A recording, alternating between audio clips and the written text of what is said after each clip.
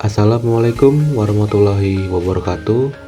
Halo guys, kembali lagi dengan saya Denis Wandi, NPM 23312023. Nah, pada kesempatan kali ini saya akan memberikan pengenalan HTML pada aplikasi Visual Studio Code.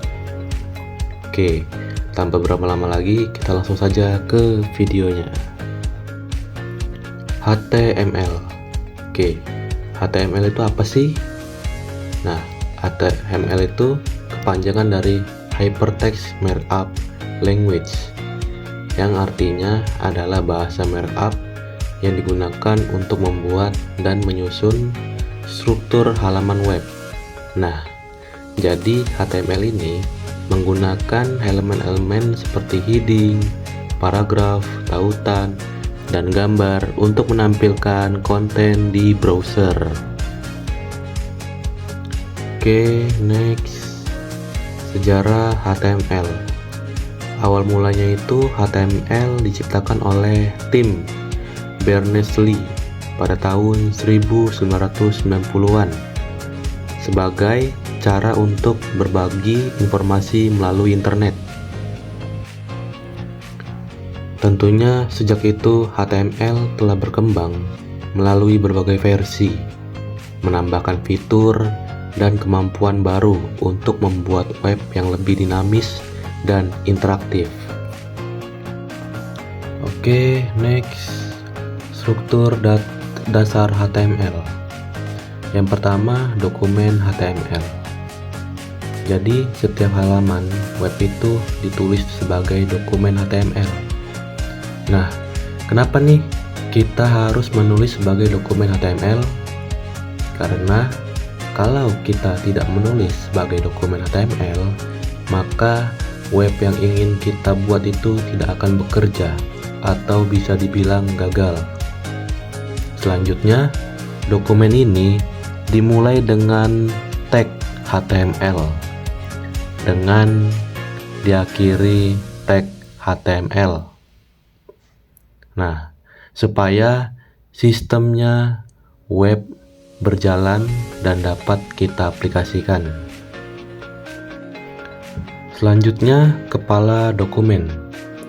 Bagian kepala dokumen ini bisa kita sebut dengan head, yang berisi informasi meta tentang halaman web.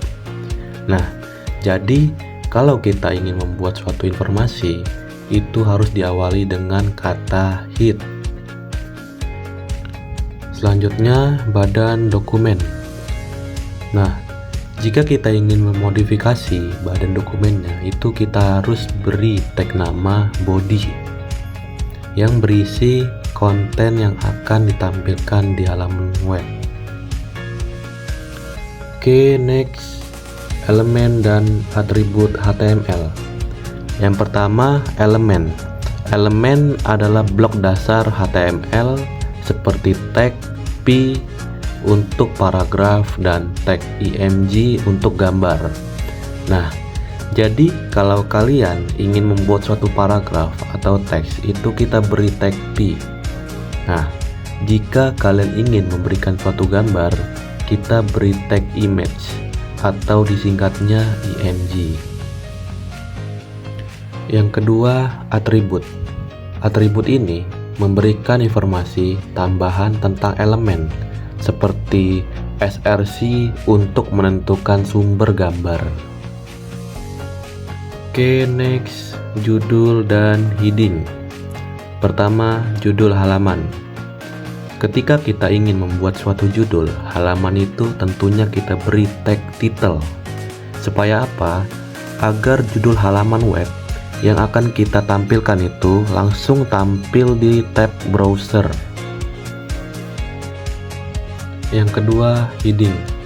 Nah, apa sih heading itu?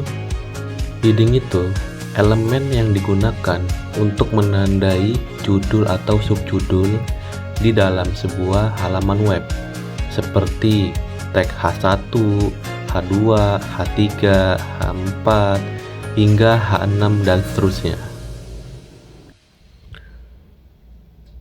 Oke, next. paragraf, teks, dan hyperlink. Pertama, paragraf. Oke, jadi tag P digunakan untuk membuat paragraf teks. Yang kedua, format teks. Nah, di format teks ini ada banyak macam tag. Contohnya seperti tag B untuk teks tebal, I untuk teks miring, dan U untuk teks garis bawah. Yang ketiga, hyperlink. Nah, kalian pasti bingung nih, hyperlink itu apa?